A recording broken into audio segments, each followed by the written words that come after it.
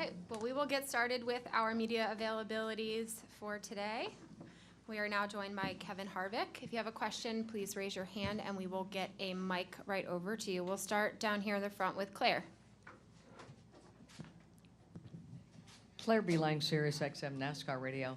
Can you talk about qualifying today and the fact that a lot of people think that this is one of the harder tracks to qualify on? Can you take us through what you think about qualifying? It is, because you just have to pick up the pace, but you can't slip the tire, and it's just such a fine line of where the edge is here as far as sliding the car or sliding the front of the car and getting offline. So you just have to be pretty, it's pretty line sensitive to go fast, and you have to put the car in the right spot. So it's a balance in knowing what the pace is compared to what you did in practice and how much faster you need to go. And why do you think you're so good at this track? This could be a track you capitalize on. Yeah, well, it's just been a good place for us to race throughout the years. I grew up on a lot of the short tracks and flat short tracks out west, and we spent a lot of time at RCR on a lot of the flat tracks and always ran good, and that carried over to Stewart Haas Racing and wound up, this wound up being one of our really good spots. I feel like 4-1 should be 10.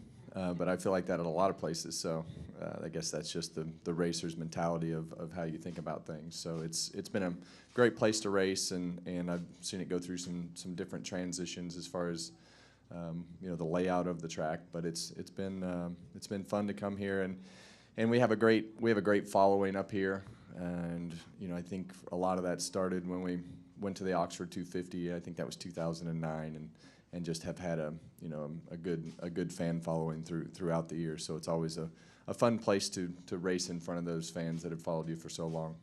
Thank you. Come right here.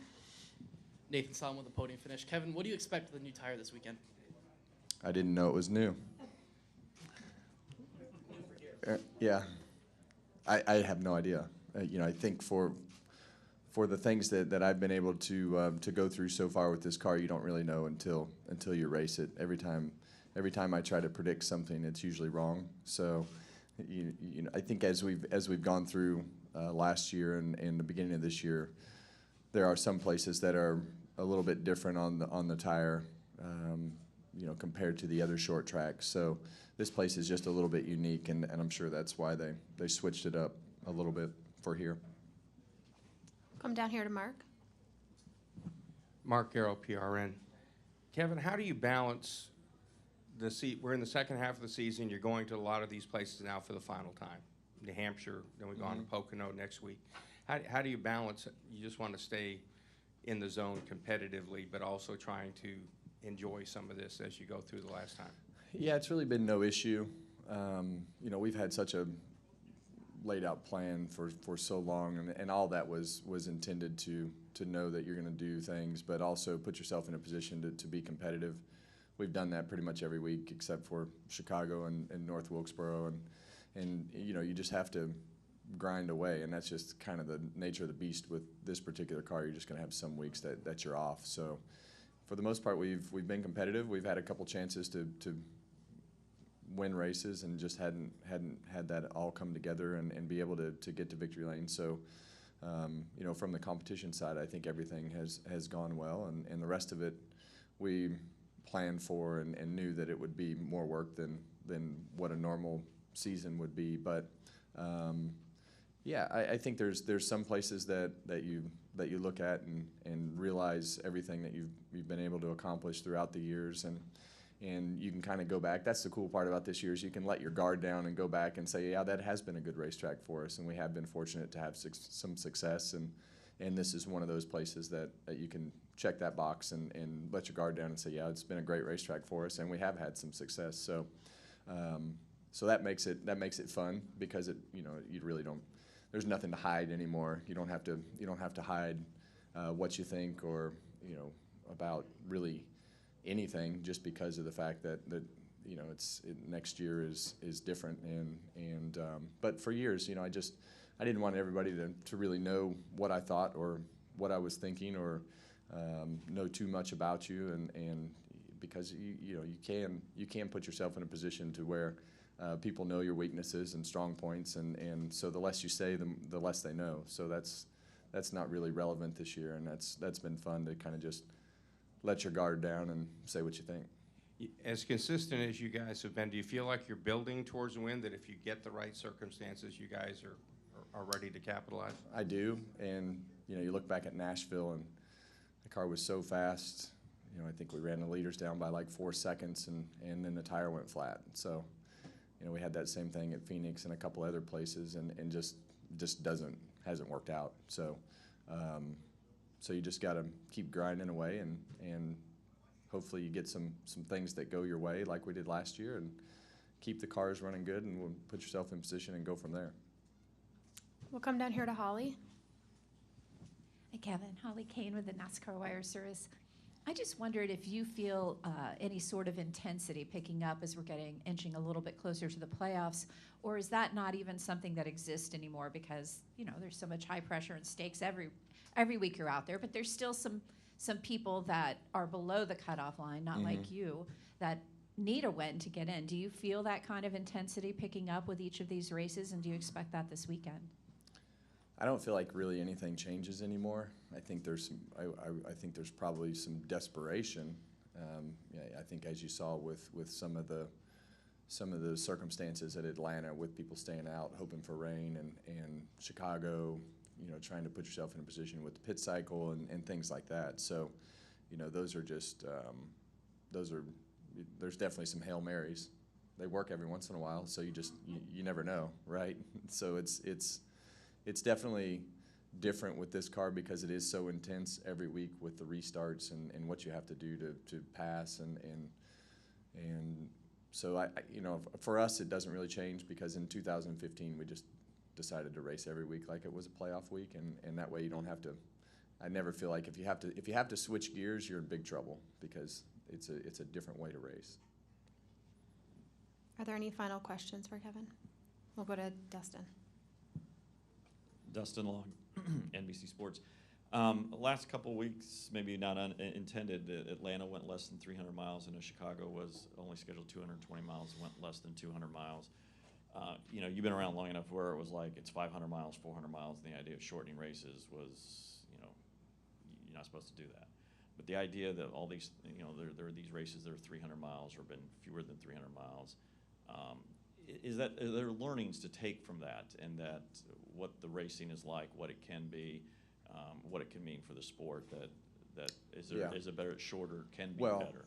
I think Atlanta needed to go all the way with the way that the stages broke up and everything. I think Chicago was scheduled to be too long, and I think if we start a race in the rain, we need to have a time limit or something, because the rain laps are so much slower. And it just winds up taking all day. But I think that 75 laps at Chicago would have been fine. I think that everybody will probably go back and look and review and see that the shorter race at that particular place would have been fine. And I'm still of the opinion, if the race starts in wet weather, that we should if it's on an oval or you're in hurry-up mode like we were at Atlanta, that it should just have the rolling stages like we do on the road courses. I think you should have that option to clarify that before the race, because we might have been able to get the whole race in at Atlanta if we didn't stop for the stages. So probably not, but it would have given you a better opportunity. So I think you need to have those hurry up modes and possibly talk about just time. But time really became of the essence at Chicago, just because of the fact that it was going to get dark. So. But I think that race being 75 laps would have been fine, even in the dry. We'll come down here to Dan. Dan Gelson, AP. Kevin, you talked about spending more time with your son and his racing career next year.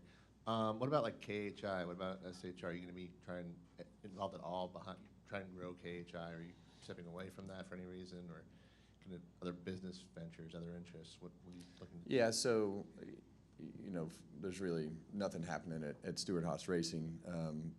For me personally, but I think from a management standpoint, we've gone and restructured all that to be able to spend more time with the drivers and the things that they're doing and the teams, and we will run several late models and super late models out of our shop next year, and so that's already in process. So we've been going through the new look of what everything will look like as far as KHI and KHI management, and we opened up an E-Z-Go dealership in Mooresville.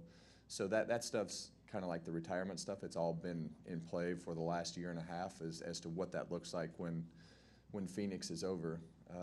All that stuff will be functioning already by the end of the year. So so there's already there's already a few cars that are in the shop, and we've been transitioning through facilities, as far as storage and shop space and things like that. We'll go down here to Claire. Question. I was thinking when you got the gun that we go to a lot of tracks for other drivers, and they're It's giving dangerous. them rocking chairs in the last few years. I think about Gordon. I think about some of the people that retired. I don't know if you said no, or if they think you're so badass, they're like, well, we'll give him a gun. He ain't getting no rocking chairs. We Yeah. haven't seen any of that, right? Well, I did get one rocking chair, but that was from my friend Jake Owen, and it's got, So I do have a few rocking chairs that have come from other places. But that's what I want to be. I want to be full of energy and do things in a different way and make a difference from the TV booth and with our drivers and teams that we work with from the management side of things. And people think, they're like, why would you open up a retail business? I'm like, well, everybody's done everything for me for my whole entire racing career. So it's fun to be involved on a daily basis of sales and marketing and all the things that come with a retail business. So that's really more because of a relationship and for me to give me something to do. But I've learned that, and Dale Jr. warned me of this, that I would be busier when I got out of the car than I was when I was in the car, because in the car you have an excuse to not do things. Out of the car you have no excuse not to do anything. So I'm learning that quickly. But I will have control of my schedule after I get done with the first half in Fox, as far as what I do on the weekends. But during the week, I have to work. It's just, my wife would kill me if I didn't work. If I was home every day, I would be a big problem. We would have way too many projects going on. So it's going to be fun because I really enjoy the race team part of it. I always said that I would never do the race team stuff again, but I enjoy.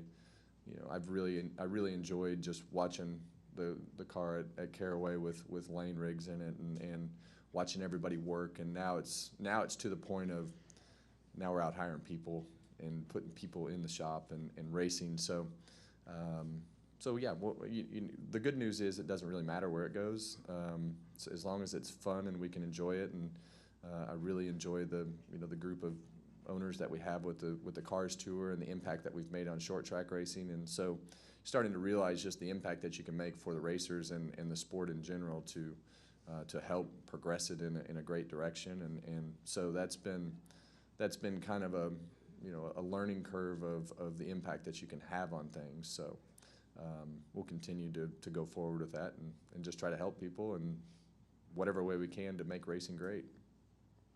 We're going to go in the back to Tad, and then to Dustin, and then right here in the middle. Hey, Kevin, Tad with NASCAR.com. You mentioned the late model stuff. Kyle Busch was at Lee USA Speedway last night. You've seen a lot more Cup drivers running late model stuff. Are there any bucket list races that you guys want to run with your late model program next year that now that you have the time to do it, you're going to be able to? I mean, the plan right now is to run, a lot of those races at Snowball Derby, Slinger, Nashville. However that all lays out, it just depends. We have, the race teams are primarily going to be used for the management company drivers and the things that they want to do as we go forward. So, the teams are really kind of an extension of what we'll do from the management side to give them the opportunity to get in good cars and be safe and do the things that we can do, but also help the Cars Tour and be able to put Cup guys in there when they want to come race. So I don't know that it's necessarily for me.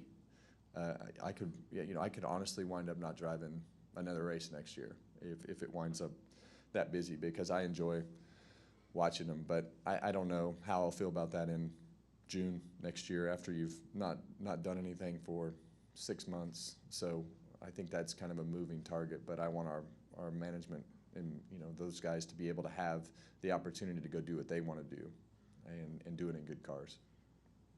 Go to Dustin, and we'll come right here. Dustin Long, NBC Sports. Since you're talking about being able to be more open about things and opinions in your career in this last year, who was a driver throughout your career, and obviously it's stretched over a long period of time, that the driver was that pushed you the most, that made you want to be better? Who was the biggest pain in the butt? Who was, Yeah. you know? Well, I'm still driving, so we can't. There is a limit, but I thought it was always fun when Kyle had his teams, and you know, him and Hornaday were going at it, and we would run races just to aggravate him, just for fun, when I would drive it, and you know, I think he would do the same, and you know, it drove him into building his own teams and getting out of the 51 truck and building his own teams, and that was just a really fun period of time, because that would carry over from Friday to Saturday to Sunday, and we'd run over each other, and as we've gone through the years, you've learned to respect each other, and I think it had a great, there was a great rivalry there for a number of years, whether it was on Friday, Saturday, or Sunday. So it was that to me was a great period of time of being able to push the limit and also have fun with that particular piece of the puzzle. So stick it to him. We stuck it to him a few times. We'll wrap right here in the front. Hi, Kevin. Terrell Covey with Northeast Sports News.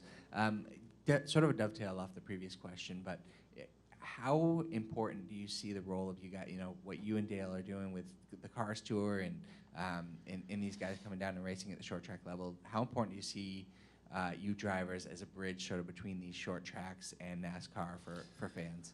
Hey, well, I think the most important thing is using our platform to expose who those short track drivers are. I think and Josh Berry's been a huge part of that, and being able to recognize that there are a lot of really good short track racers, and Josh being able to go in the 4 cars and it's not a paid for situation gives a lot of those guys a lot of hope, and that it can be done, and it can be a part of just doing the right thing, being successful and doing the right things on and off the racetrack. So we have a lot of great racers across the country racing at these short tracks, and I think for us, our focus is the Cars Tour, and as you see from the 4 of us, and on a weekly basis, just promoting the races and when they're on, and if some of the guys and gals have fun tweets or posts on Instagram, then you see Dale or myself, reposting that stuff and just trying to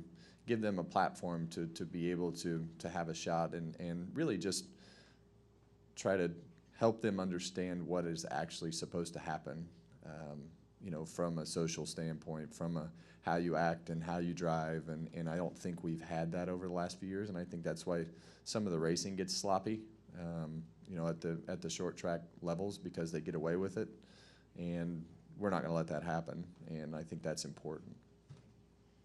All right, Kevin, thank you for your Yep. time today, and good luck